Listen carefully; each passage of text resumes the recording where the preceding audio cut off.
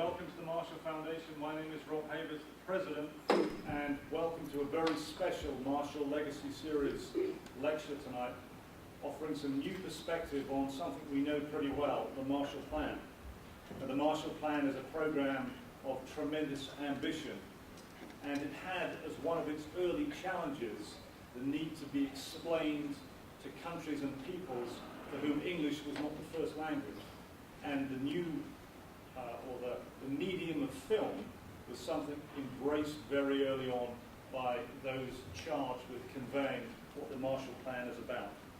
So using the Marshall Plan films in Italy as a case study, Dr. Regina Longo will show us examples of films that shed light on the role of this state-sponsored visual information campaign. While these films are in themselves interesting, the documentaries produced for the Marshall Plan in Italy in particular also helped to reinvigorate feature filmmaking in that country, and they played a very large part in the creation of the era known as Hollywood on the Tiber, the period in the 1950s and 60s when Hollywood and international filmmakers flocked to Italy's Cinecittà studios to produce films for global audiences. Regina Longo is the Associate Editor of Film Quarterly. She has taught in the School of Film and Media Studies at SUNY Purchase, the Department of Film and Digital Media at the University of California, Santa Cruz, and the Film and Media Studies Department at the University of California, Santa Barbara. She is a professional film and media archivist who spent 6 years at the United States Holocaust Memorial Museum in Washington, D.C. She received a PhD from the Department of Film and Media Studies at the University of California, Santa Barbara, and has published articles in the Journal of the Moving Image, Screening the Past, and California Italian Studies. Ladies and gentlemen, please help me welcome Regina Longo.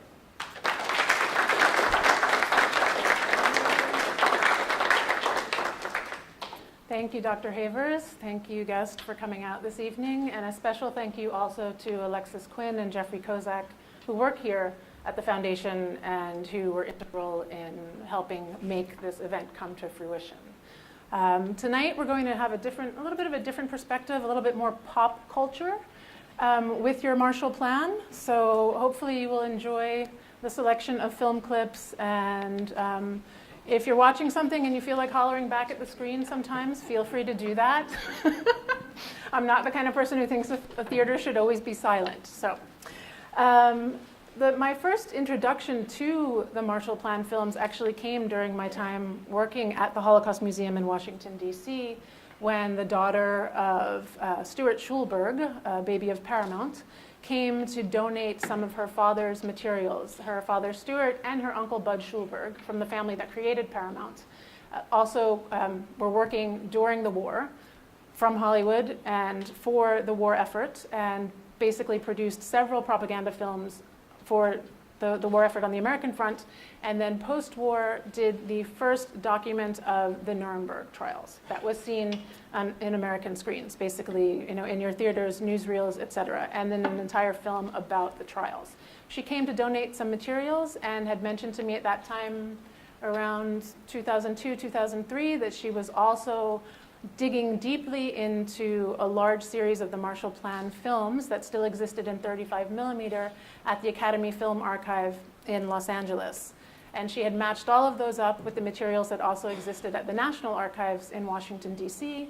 She launched a program preserving about 16 or 17 titles called Selling Democracy, and some of you may have seen that series that made the rounds from 2004 on until about two years ago. So that was my kind of introduction to these films and thinking about, wow, these small films, as people often call them, information films, propaganda, documentary. A lot of people don't like to use the word propaganda, even though one can propagate for a positive cause, not simply, for something that we equate with being a more negative endeavor. So these types of films, even in the discipline of film and media studies and film history, often fall off the map They're not as sexy at all. You know, who wants to sit and watch somebody talk about the Marshall Plan when we can watch Gina Lollobrigida? But we're going to do a little bit of both tonight, because some of the films that feature Gina Lollobrigida actually came from directors and screenwriters who were working also on Marshall Plan films. So I'm going to try to make those connections for us tonight as we go through this. But I did want to start with some words from George C. Marshall on the subject of cinema. This quote comes from June 11th, 1945. General Marshall, at this point a 43-year veteran of the U.S. Armed Forces, spoke to members of the Maryland Historical Society on the subject of learning the lessons of history. He stated that it would be a fine thing if, just moving around a little bit in here to get this quote, it would be a fine thing if a way were found to amplify or improve the teaching of history through the medium of the motion picture in our grammar and high schools. I believe a man with the talents of Frank Capra could present outlines of certain broad phases of history in such a manner that it would make a deep impression on the schoolboy. And as you all know, Capra had already been, taken up in the cause of the war and had created a series of documentaries called Why We Fight. So Marshall had already had these conversations with Capra, but he's recapping this for an audience at the Maryland Historical Society. He did a superb job along this same line for the Army.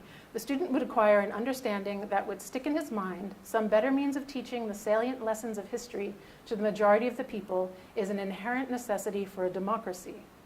We urgently need a more effective system of instruction, and I am sure the motion picture medium can be of much assistance. There is an obligation, it seems to me, to explore these possibilities.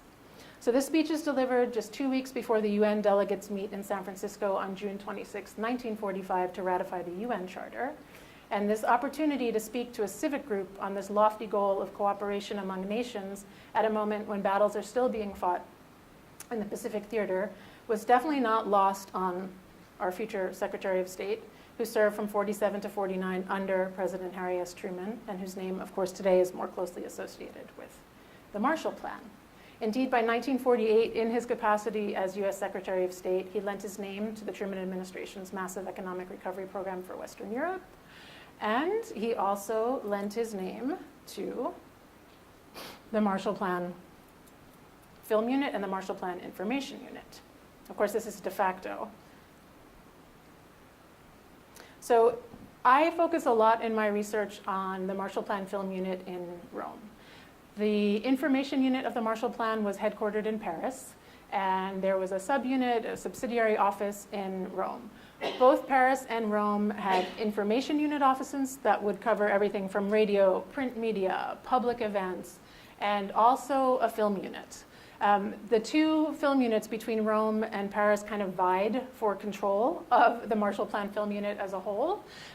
This had to do with several of the actors from the Marshall Plan Film Unit, the actors who were brought in, the U.S. State Department representatives and people who were employed to run this program, who had their own agendas beyond their work in cultural diplomacy.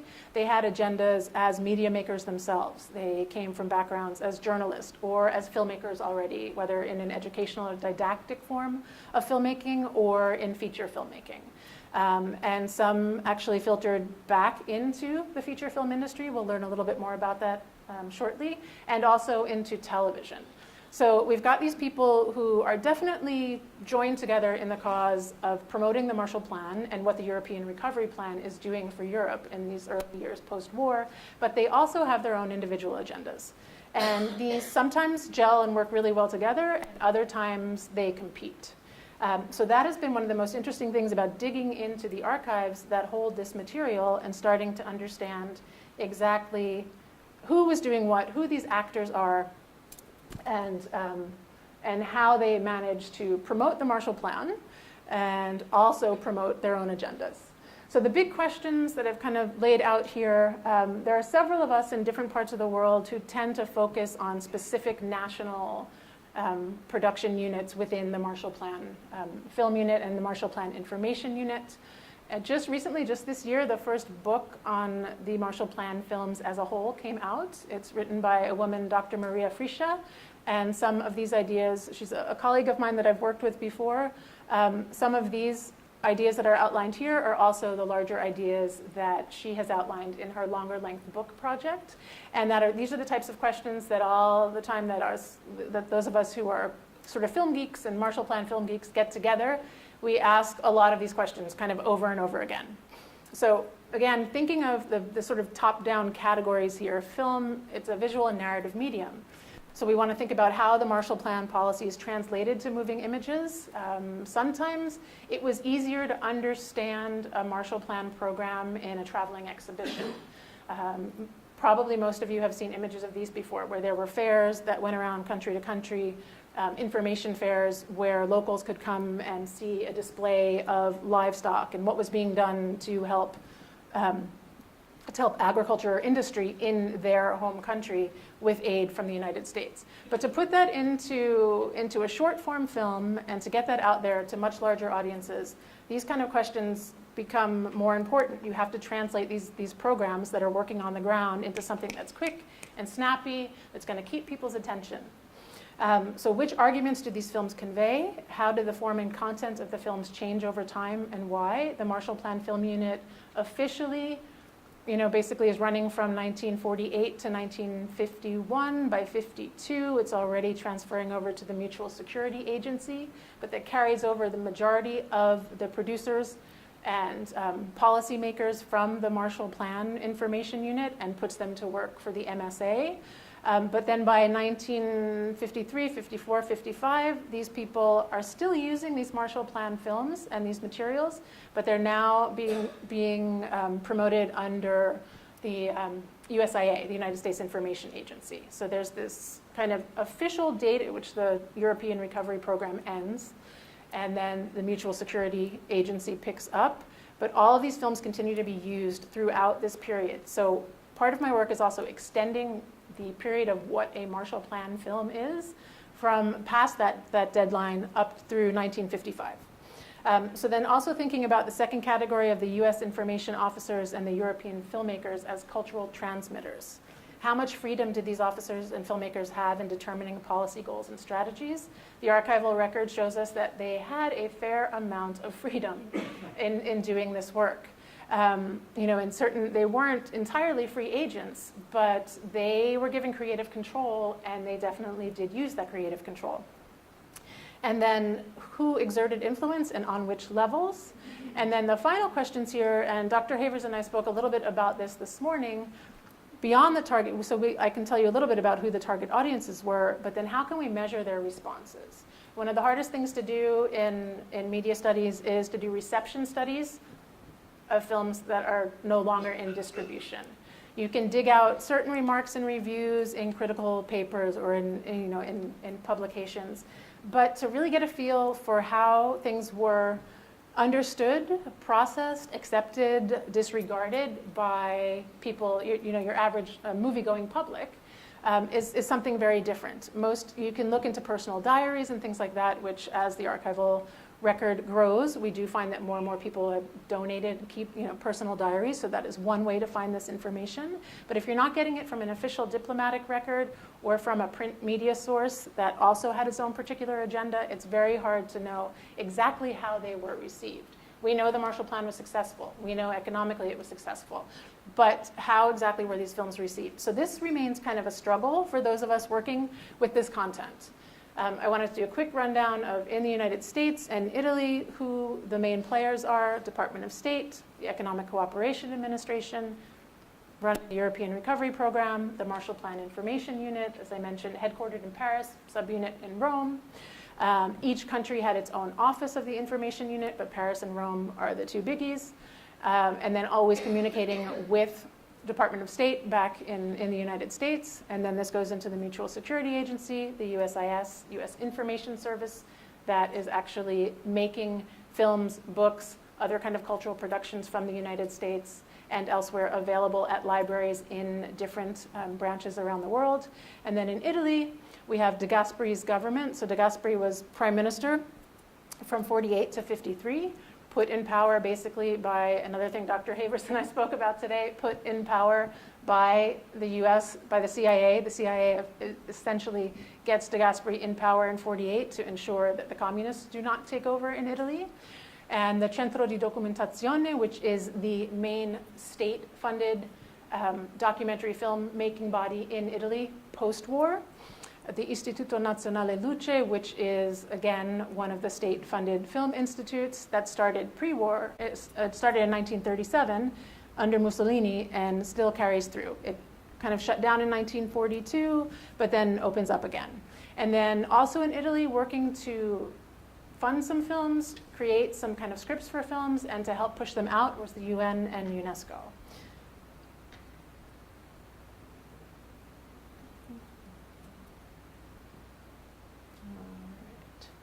So the films that we're going to look at today that are actual Marshall Plan films, so these small information films that then lead to larger productions that we'll see in the second half of the talk.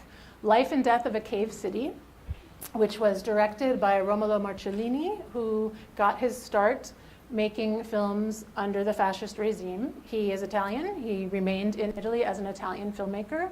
The screenwriter and producer on Life and Death in a Cave City is John Secondari, who headed the Marshall Plan Information Unit offices in Rome up until 1951. Talking to the Italians, a film that was produced by the Economic Cooperation Administration in Italy. So this film comes strictly out of the Marshall Plan Film and Information Unit offices in Rome. The Appian Way, directed by Vittorio Gallo, who was in charge of the Italian state newsreel agency.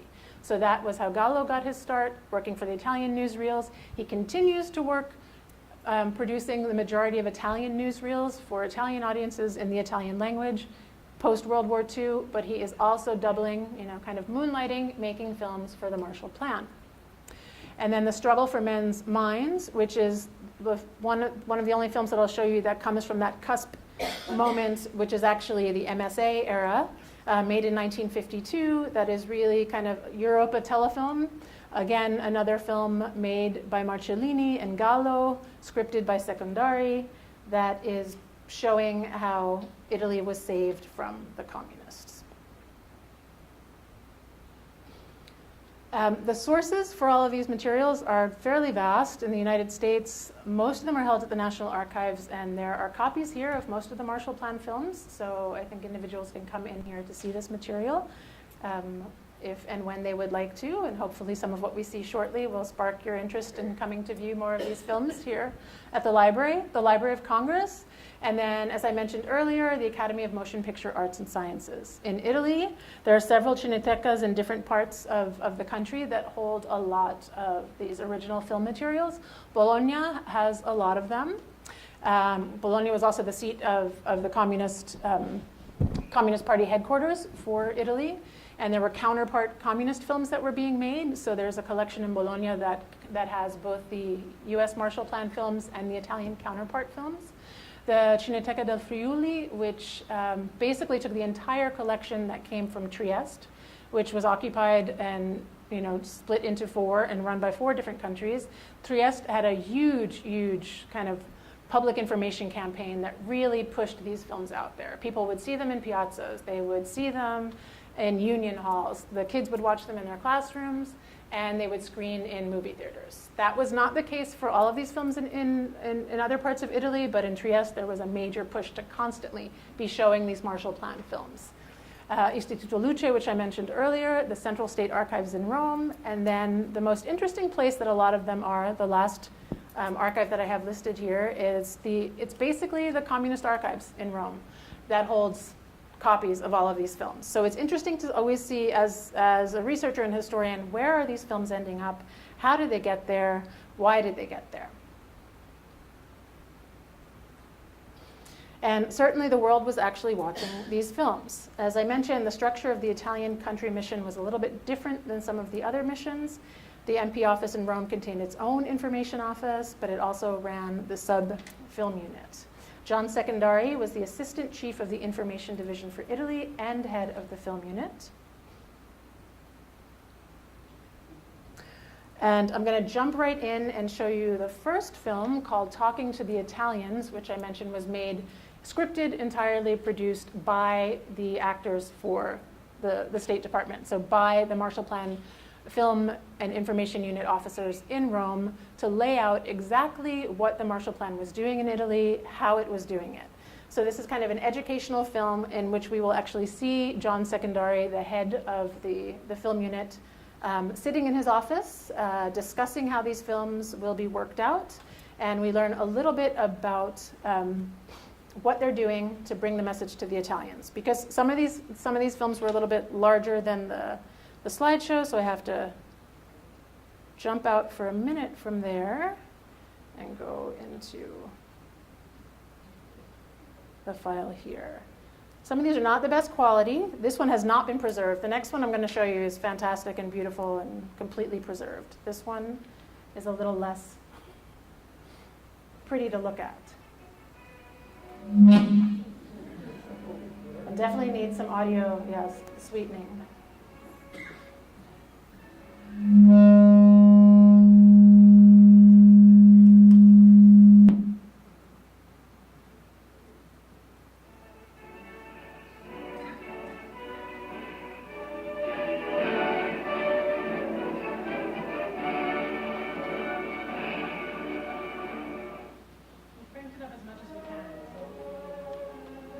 The Italian mission feels there are two messages it must get across to all Italians.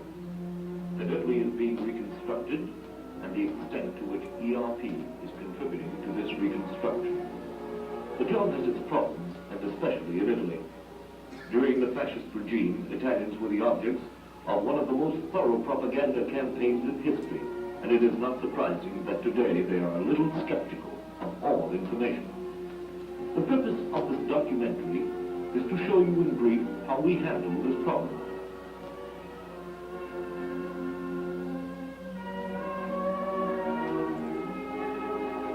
Let's take the arrival of the 1,000th ERP ship. Somewhere at sea is the 1,000th ship to bring ERP materials to Italy. In a conference with his information specialist, Minister Zellerbach, chief of the Italian mission, decides that the ship's arrival is an excellent peg upon which to hang the story of what 1,000 ships of Marshall Plan aid have meant to Italy.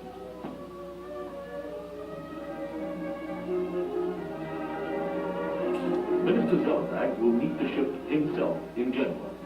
Genoa is Italy's foremost industrial port and an important communist stronghold beside.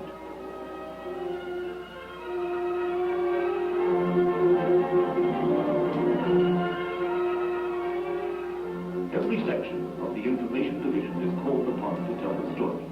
The sections include movie and radio, press, exhibits, and special media. Each of them, in its own medium, will drive home to the Italians that more than 3 ships every day land at an Italian port and unload ERP materials, materials essential for Italian reconstruction.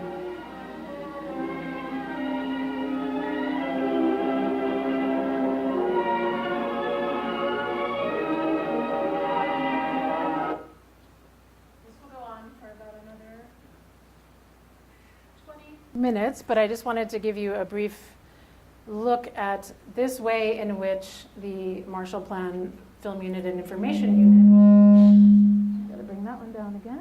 Okay. Alexis, you got that? Okay, thanks.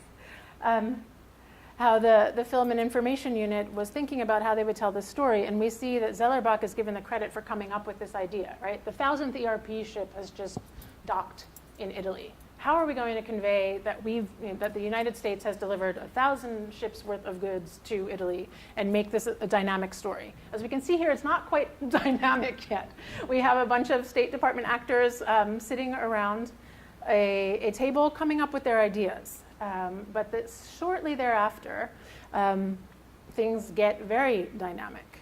So this film comes quickly on the heels of talking to the Italians, which, by the way, even though it was scripted in English, you saw a portion of the English language print, obviously. It was also translated into 6 other languages, and it was shown in several of the countries receiving Marshall Plan aid. It was also used for the aid workers, the State Department workers, and the Marshall Plan information officers to be able to quickly understand and digest and kind of share the mission of the Marshall Plan and what it was doing with individual state actors or other people that they would encounter in the course of their daily routines and their work. So some of these films in the beginning had an educational message not only for the publics that were receiving Marshall Plan aid, but for those actually delivering the messages.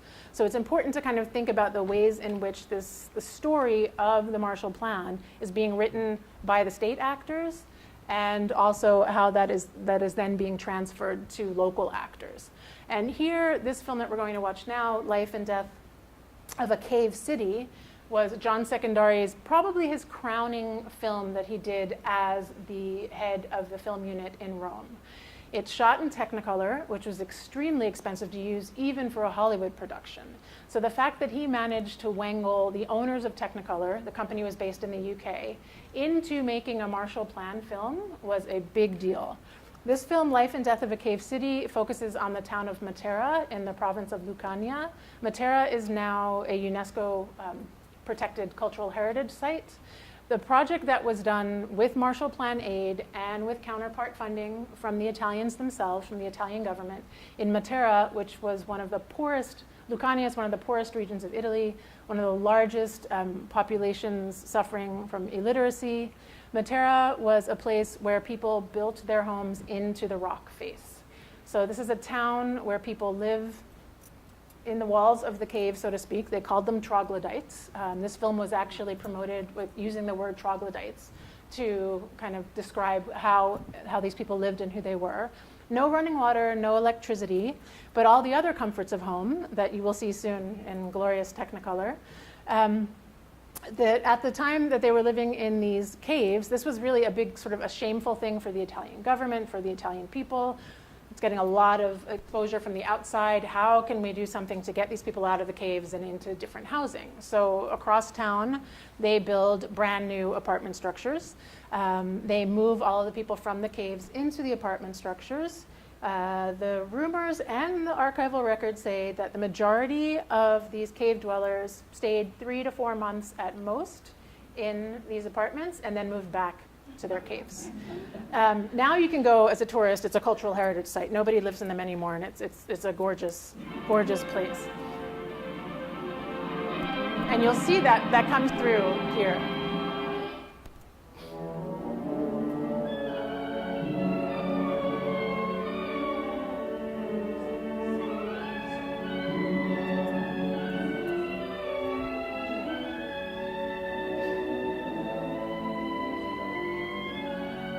Important thing here, you've got a British director of photography for Technicolor.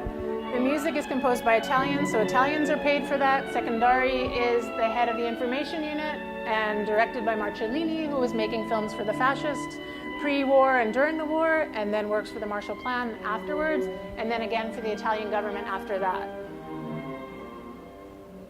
This is the rock of southern Italy. Tufa, soft, porous, almost eternally strong, easy to work. It is of volcanic origin, easily available. Scratch the surface, and you find it almost anywhere.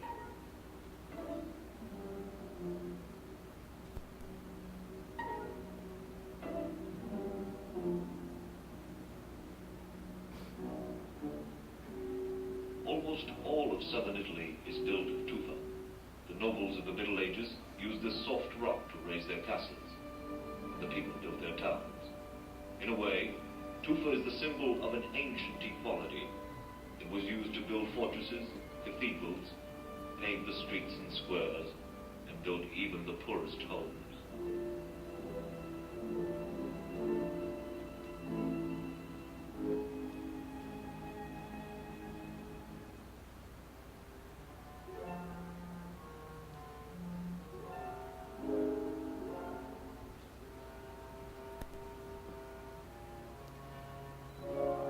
One of the other things that's happening concurrently at this moment is that the United States is trying to encourage tourism back in Europe.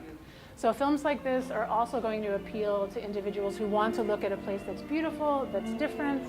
There's been a lot that's been written about the ways in which the Marshall Plan promoted tourism, particularly in Western Europe. It became something that, the first American studies departments came about after after the war, and then this became kind of a rite of passage. It was no longer just the very wealthy who went on a grand tour, but your average American who had gone to college could now take a trip abroad as well, or you could go as a family.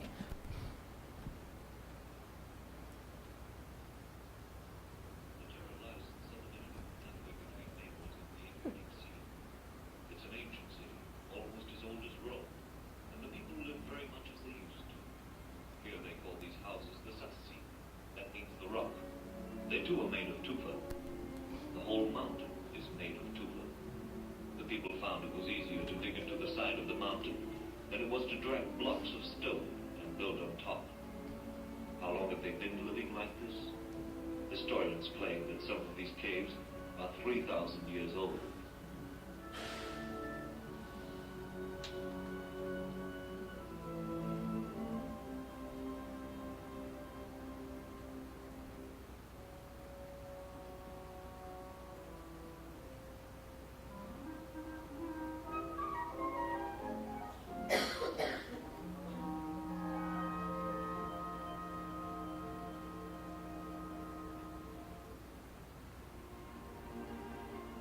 More than 10,000 people live in caves like this one, and the population grows each year, even though 46 out of every 100 children die before reaching the age of 5.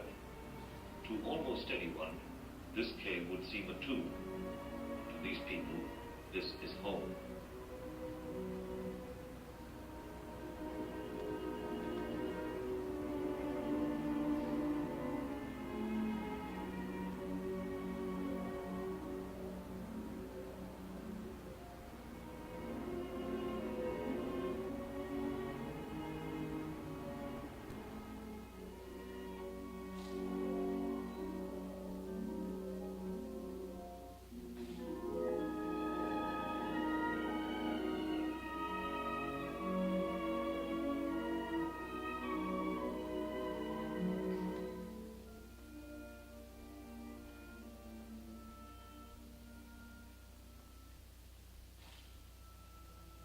So there's a way in which some of these scenes are really bringing a kind of neo-realist tableau to life in color. You know, we'd earlier seen images like this in films like Rome Open City or Paesa, if anyone had seen Rossellini's Paesa, which takes place, you know, during the war, and we see Italians living in caves. This is trying to make those connections. Into the side of the mountain, and the caves became a city like any other. Homes, shops, even churches. The alleys between the caves are their streets. The stairs that lead to the top are their boulevards.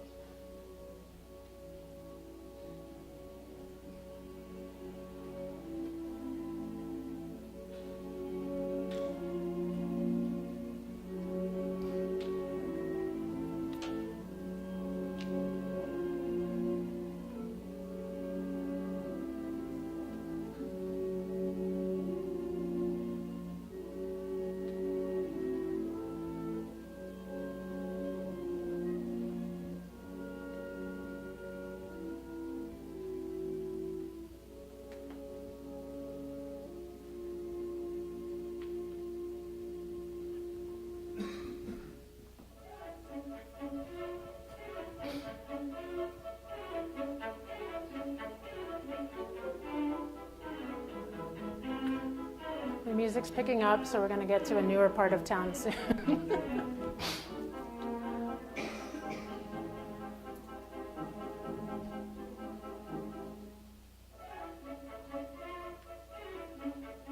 Most of the people who live here are farmers, but among them you also find the man who makes farm tools, the harness maker, the cobbler, the baker. There is everything here in the old Matera, everything that a poor civilization needs. That is, everything but hope.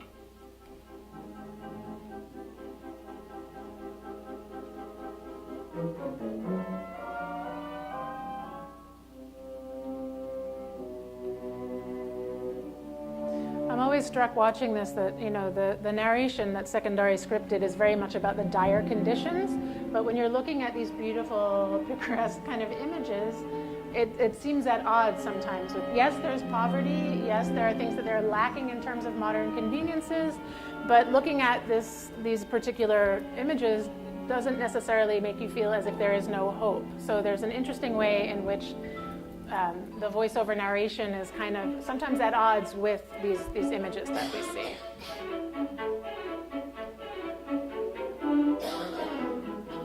It's hard to see squalor in Technicolor. I think that's, Technicolor puts a particular patina on everything that takes away that grit.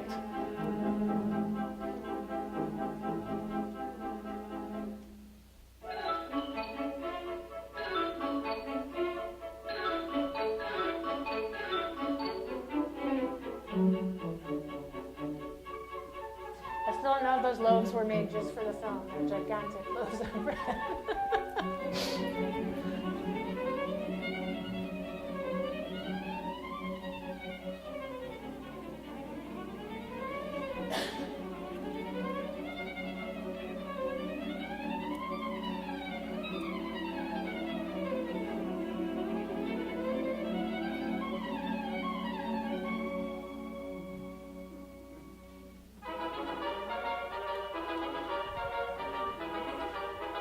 And here, on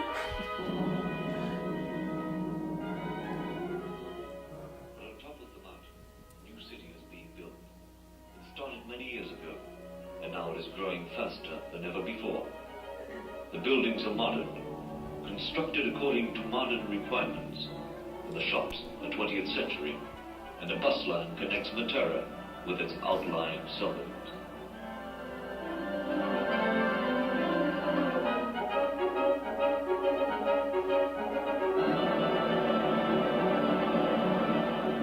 One half of the people live on the mountaintop.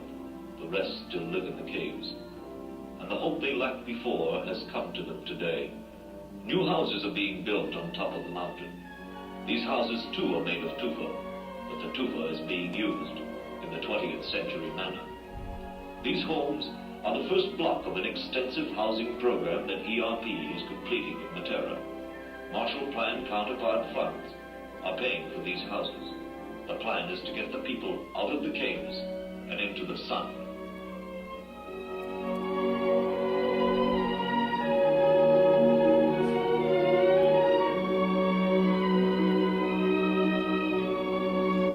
In the interest of time, I'm going to cut this because we've got a lot more to look at. So the people building these homes were also some of the people who were living in the caves. So they built their own home, their own new homes, and then actually left them shortly after inhabiting them. So it's a really interesting, the locals were put to work to build these homes. The money came from the US and also from the Italian government. These brand new apartments are built, but they still, so half of the population is living in the new city, half is living in the old. After 3 to 4 months, that half living in the old city starts to trickle back into the old city. So it's really hard to break those particular habits, and this leads to one of the questions I posed at the beginning: how successful were some of these programs, and then also how successful are the films in translating the results of these programs?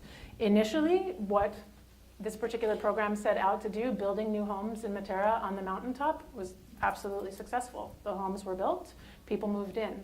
But then if you take stock over time, how that continues to progress in a direction that Marshall Plan would have liked it, and even the Italian government would have liked, and what is the local kind of way in which there's some way of fighting back. And in this case in Matera, it was moving back into their old homes. Let's go back to...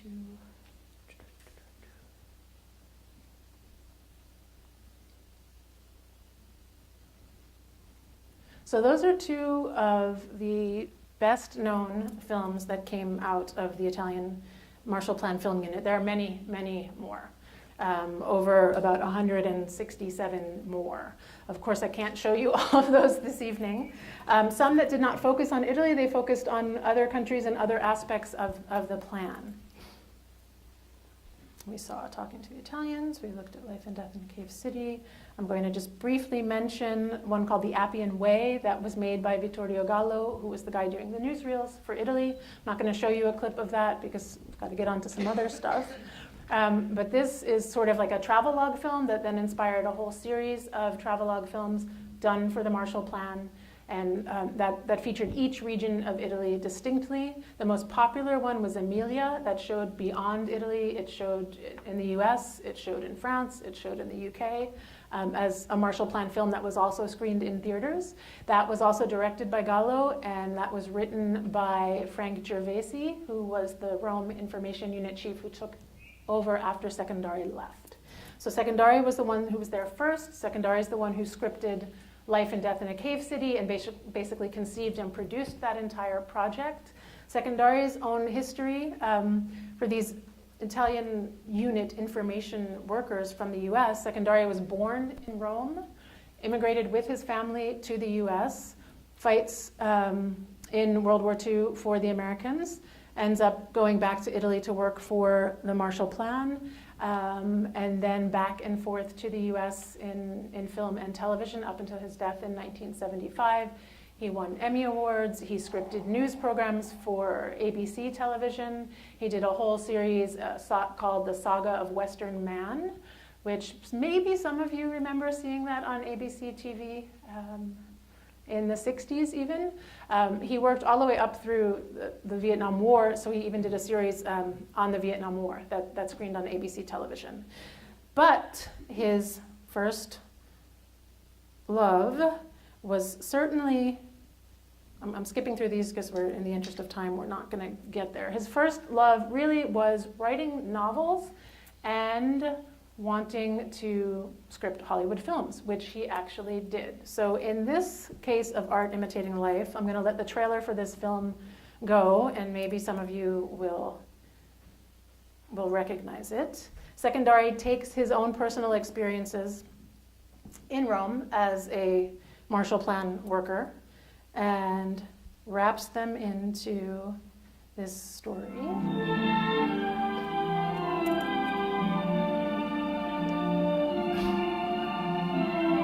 There it is with his name on it.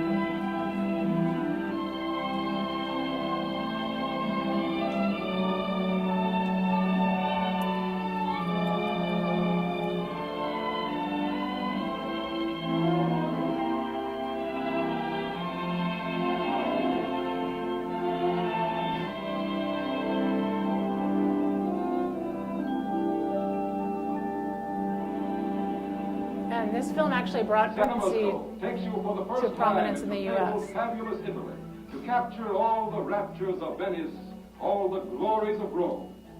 And in this eye-filling setting, the worldly, wicked, wonderful story of three American girls who tossed 3 coins into the fountain, as the Romans do, and fell head over heels in love, as women do. And they all worked for the U.S. government in Rome.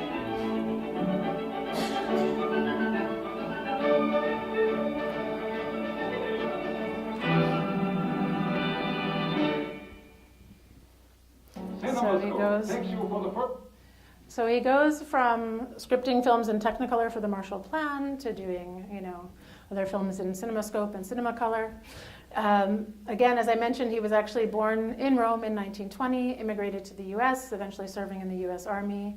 He dies unexpectedly in 1975 before he had the chance to write a memoir, but he wrote several other books and stories that were also adapted into films. 3 Coins in the Fountain is the one that is the most direct correlation to his work as a Marshall Plan information officer, that then translates directly into this romantic love story of these 3 women. It also inspired the film Summertime that some of you may be familiar with. Katharine Hepburn is a school teacher. She takes her summer off and heads to Venice and Rome and sees all the great sights of Italy. Summertime also starred Rossano Brazzi, who we see here, who was an Italian actor who actually was popular before the war in Italy, started to lose some of that footing post-war in Italy, really gets his start in the US in cinema with Barefoot Contessa, which he starred in with Ava Gardner. And after his role in Barefoot Contessa, he lands the role in 3 Coins in a Fountain and becomes the Latin lover type in a lot of Hollywood films. So he actually Brazzi does end up going back to Italy and making films in Italy in the 70s and 80s.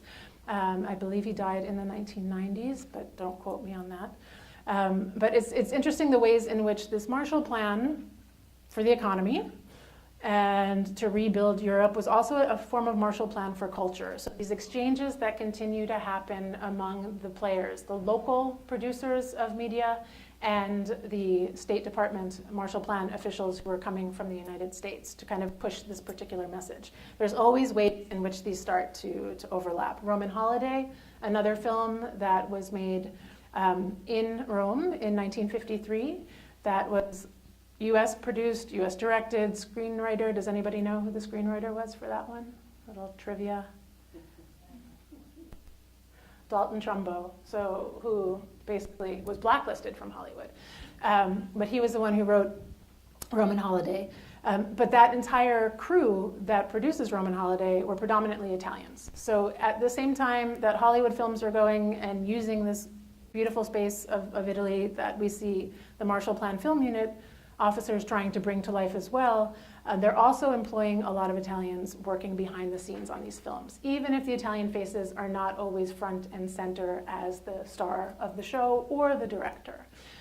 So Three Coins in a Fountain that Secondary works on, he does with Jean Negulesco, and then the next film, the next big, I did want to put a picture in here, this is him in talking to the Italians working at his desk. We didn't get to that part in the Marshall Plan film talking to the Italians, so I did want to highlight that here for you. So this was him at work at 62 Via Vittorio Veneto back in 1950. So the second film that Secondary decides to bring to life is a little bit later. So he's still working this European angle. He stays, as I said, he goes back and forth and he stays for a little bit longer in Europe. The Pleasure Seekers, starring Anne Margaret, becomes another story of young girls on the run, letting themselves go wild in Europe. This time, that location is Spain, rather than Italy. To show you a quick.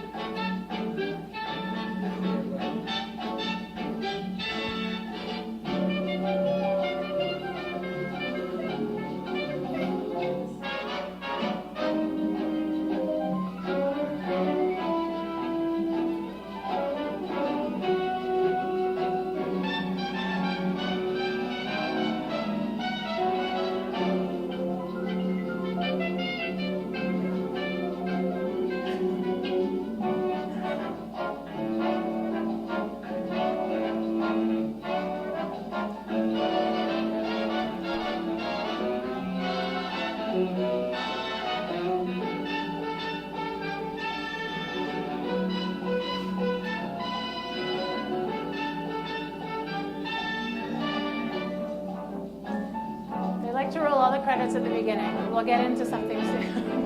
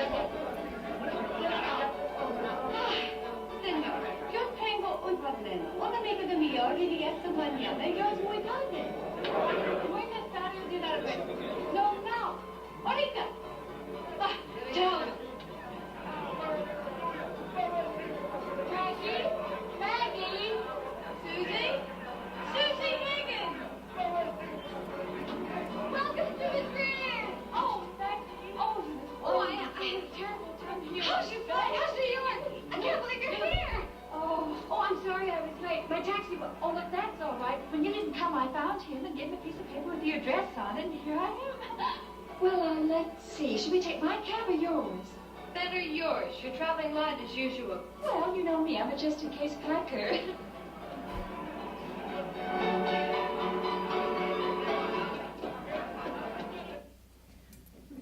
So once again, I'm not rolling it until we see the third lady enter. So there's a particular trope that Secondary likes and has three women on the loose in a beautiful part of Europe, looking at art, falling in love. This is a very similar story to Three Coins in a Fountain. 10 years later, transfer the country from Italy to Spain. So this was something that, but then when he goes back to the U.S. and he starts working in hard news, we get a very different Secondary. I'm not going to be showing clips of the Vietnam war footage, keeping it to a different tone for this evening. But the work that he was doing for CBS and for ABC television was very different than what he was doing in his kind of, romantic and narrative pursuits. So just to kind of give you the two sides of this individual who was very integral in bringing the Marshall Plan Film Unit to fruition and to producing some of the most successful films of that unit. And then the other person whose work we saw a little bit of in Life and Death in a Cave City, the director Romulo Marcellini. Sorry, this is the volume has to go up and down when it switches from the video to me speaking, so okay. That's why there's a little feedback sometimes when that happens. So he returns to his fascist roots in a way, creating spectacle for the state. He got his start as the second director on Scipione l'Africano, Scipio the African, which was the first feature film made at Cinecittà in 1937. It is the film with which Mussolini inaugurates the film studio as the place that is going to bring to life the idea of the fascist state. And as Dr. Havers was mentioning earlier when I was telling him about this, these are also because Mussolini's campaigns in Ethiopia and elsewhere were in North Africa. This is a way of kind of creating a particular kind of myth around what his new empire was going to be for Italy, hearkening back always to the days of Rome. And the interesting thing, I'm gonna talk over this, so if we can just keep the... La vanilla circola sulle strade abissine, costruite con fatica dai nostri legioni. Okay, get that a little lower. So this is a newsreel that was made by Luce, the Italian newsreel company, that is basically showing some work that's being done in the 1930s by the Italian government to help improve conditions in the country.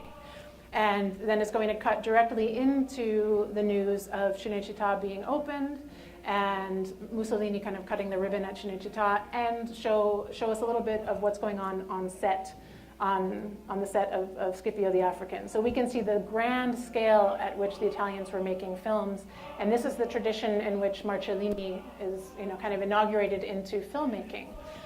So he always had this grand scope and scale. And I think one thing that's very interesting in the work that Secondary does, particularly the films that he scripted for the Marshall Plan, because we saw Talking to the Italians and we saw Life and Death in a Cave City, or portions of them, Secondary is always making a point of going back and recalling that glory and grandeur of Rome, the glory and grandeur of Italy, using that same exact kind of trope that the fascists used to promote the regrowth of a new Italy.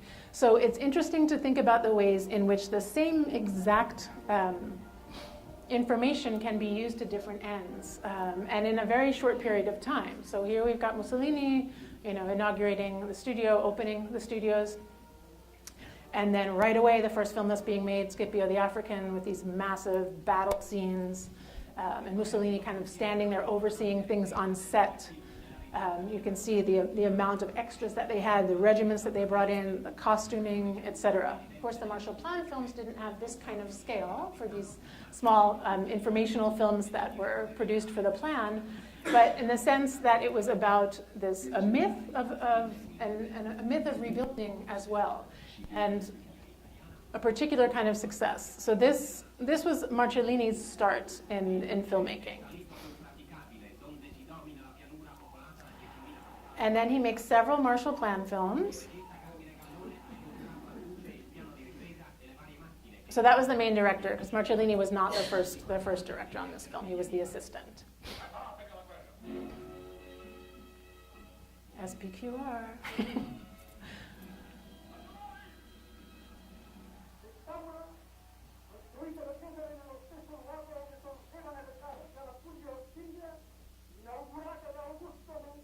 So you see how even in this newsreel they cut between these scenes on the set of the film and then actual pageantry that's happening in the fascist state at that time. And so it's just a back and forth that's happening here.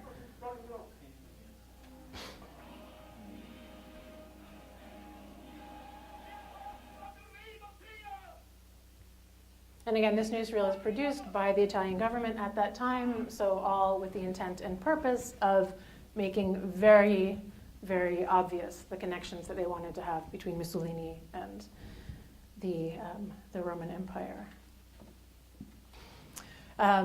Marcellini goes on to make another film called I Fidanzati della Morte, which is all about motorcycle drivers and risk. So this is another kind of aspect of the sort of fascist personality with this machismo that comes into play. This is just the trailer for that. It's quite short. I'll bring the volume up on this one. Okay. This was just restored 2 years ago, so.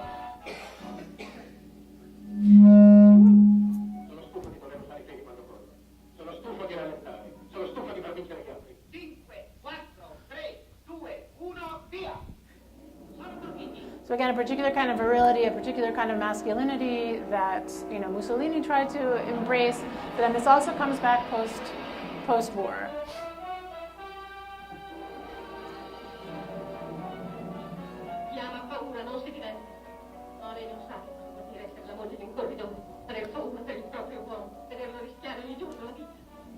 Basically saying you have no idea what it's like to be in love with with a motorcycle driver. Every day you're afraid that they're going to die. Every day their life is in peril. You have to live with this. It's kind of.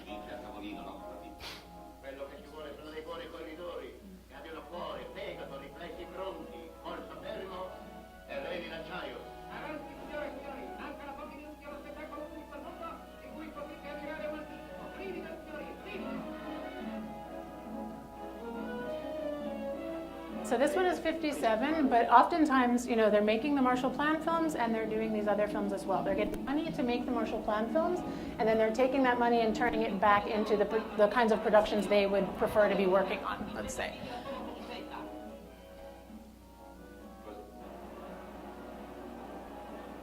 Which is another reason why I argue in my own work that the Marshall Plan, though it ends officially, the legacy and what continues on in terms of a Marshall Plan for culture goes on much longer than 1951-52.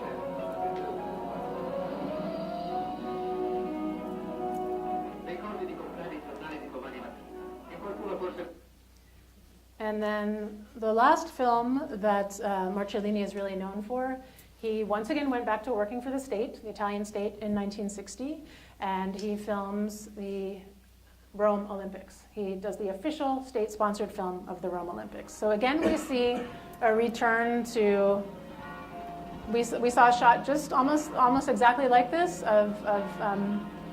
in The Pleasure Seekers, where you get an opening on one of the main plazas in a particular country, an iconic representation of a space with an aerial view to create this idea of the particular kind of grandeur. And then the story unfolds of the 1960 Olympics. He shot everything. It's a pretty phenomenal film, which we don't have time to watch, but lots of the athletics. But again, something that, a focus on spectacle, a focus on the human form, a focus on sport is also something that was very much a part of fascist culture. So all of these things always filter through Marcellini's work. They take a different tone depending on what the cultural zeitgeist is at the moment, but they are always present.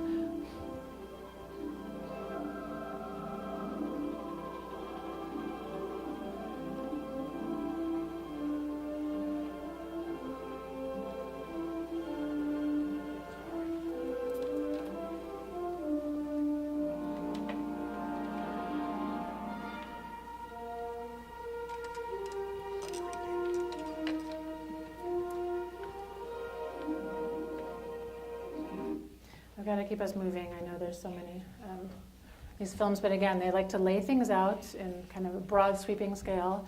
And then Vittorio Gallo is the only one I can never find a photo for him. He was around for a long time and worked for a very long time in the Italian film industry, but he was always behind the camera, so he kind of escapes being that one that's in front of the camera. So what I put here instead is one of the title cards from one of the films that he worked on that was a newsreel for the Italian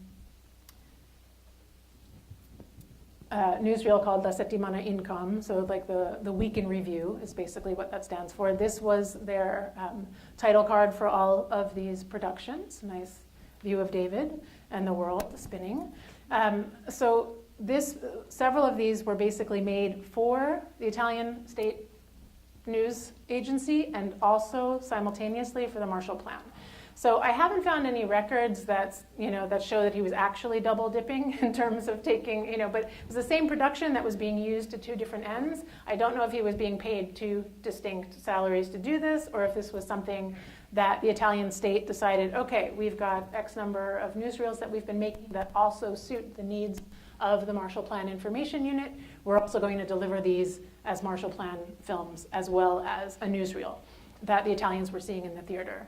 And a lot of what they would see in the movie theaters when they went in Italy, they would see a whole program for the afternoon or the evening. So you would see a newsreel, you would see an animated short film, and then you would see a feature film or a B movie sometimes as well. So these Marshall Plan films and these newsreels become part of something that the Italians are seeing anytime they go to the movie theater. In the larger cities.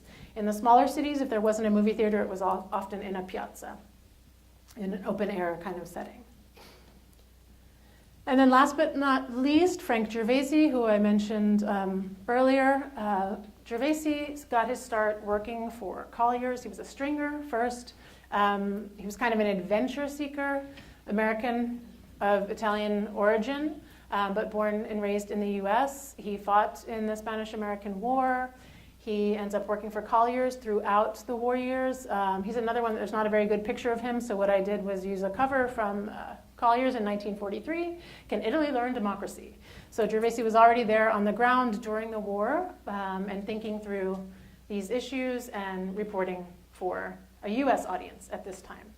I also dug up this document from Truman's daily agenda. This one is from March 27th, 1947, 10 a.m. Frank Gervasi of Collier's to talk to the president in connection with an article he is writing on the White House. So in March and April of 1947, Gervasi met about 6 or 7 times with Truman to talk about this article for Collier's, which did end up obviously coming out in Collier's. And then by 1951, he's in Rome heading up the information unit for the Marshall Plan. In between, he had been working as a journalist. He wrote several books, several historical books after his time with the Marshall Plan. He also stayed quite a bit longer in Italy. His son ended up marrying a woman from former Czechoslovakia. His son ended up becoming a diplomat and worked for several years for the State Department. His grandson is the now fairly well-known filmmaker Sacha Gervasi, whose first film that he worked on was This is Spinal Tap, and has since done many more films. The most recent film that Sacha Gervasi did was the film about Hitchcock that came out in the mid-2000s. So that's his sort of most famous film. So you see here also a legacy within this particular family, from journalism to State Department to information unit, back to State Department for his son, and then back to cinema for the grandson. I actually reached out to his grandson in California and shared a lot of this information with him because he knew that his grandfather had worked for the Marshall Plan Film Unit but didn't really know that much about it. So he was actually really excited to be able to flesh out another part of his own family history in this way. Gervasi goes on in this. He stays in Italy probably through just about 1960, and he does the opposite of what Secondari was doing. And this is also a really interesting thing about these State Department actors, right? So Secondari is writing films about this experience of being in Europe, romanticizing this experience for his feature films, and then taking a hard news approach for his other work for CBS. But he's doing that for American producers. Gervasi, also an American, is writing material and then doing this for Italian producers. So he stays on and he's working for Italian production companies once he leaves the Marshall Plan Information Unit. He's not working for Americans, he's working for Italians. So it's interesting to kind of think about the ways in which, again, these particular individuals and their own personal desires and their own goals for their own careers come into play in different ways, both working for the US government, both promoting a particular message about the Marshall Plan, but then when it's time for them to leave that role, how they take up the stories and the experiences that they had working in the Marshall Plan Film Unit and conveying a particular kind of message and a particular history of Italy for an Italian audience, and then translating that for other audiences. So in this film, The Treasure of Rummel, it's basically set in World War II, and it's a Nazi officer who is stealing treasure. So he's stealing Egyptian treasure, but this film was quite popular in Italy in the early to mid in the 1950s. So I'm not going to show you this film because it's a terrible, terrible copy that we have, and I know time is of the essence here. I did want to show you one other film that Gervasi worked on, The Most Beautiful Woman in the World. So this one, we finally get to Gino Lollobrigida. So again, another kind of, I wouldn't exactly, as I was mentioning, Rossano Brazzi, who had been an actor in Italy pre-war, loses his popularity among an Italian public post-World War II and becomes a sex symbol for American cinema in the late 1940s and 1950s and through the 60s.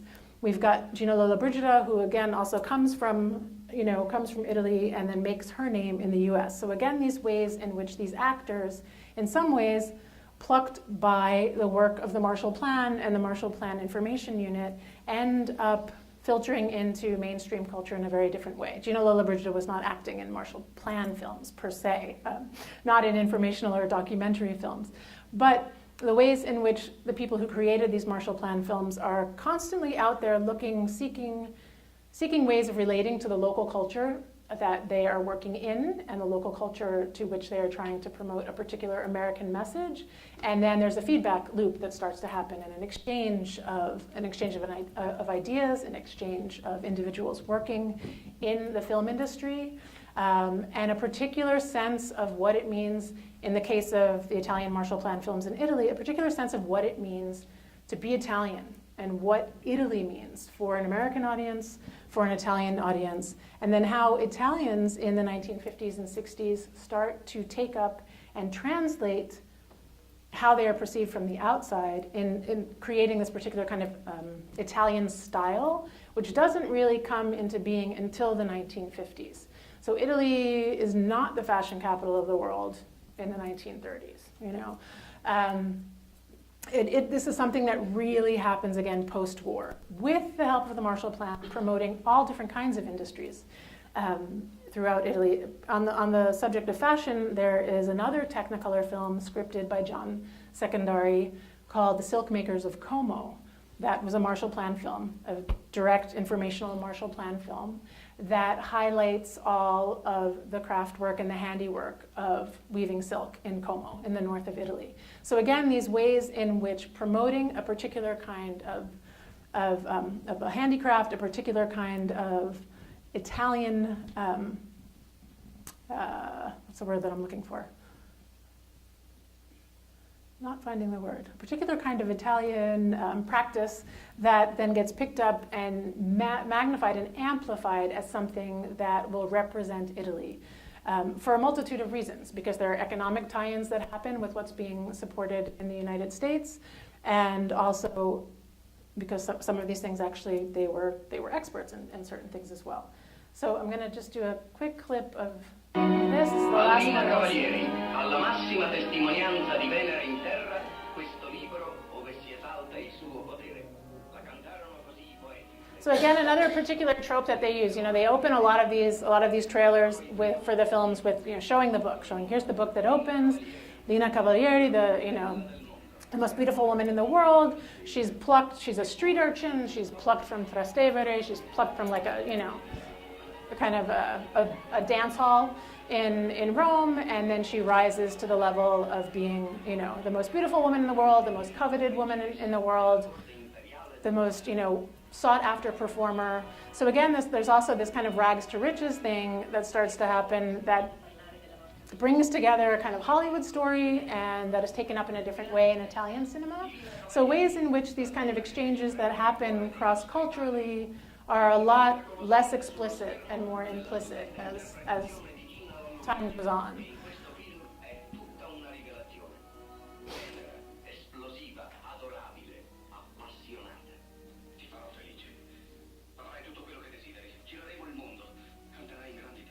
So Gervasi definitely has a different approach than Secondari. You know, Secondari is a little bit more of a romantic. Gervasi is more of the adventure seeker, and his films have kind of more of that punch.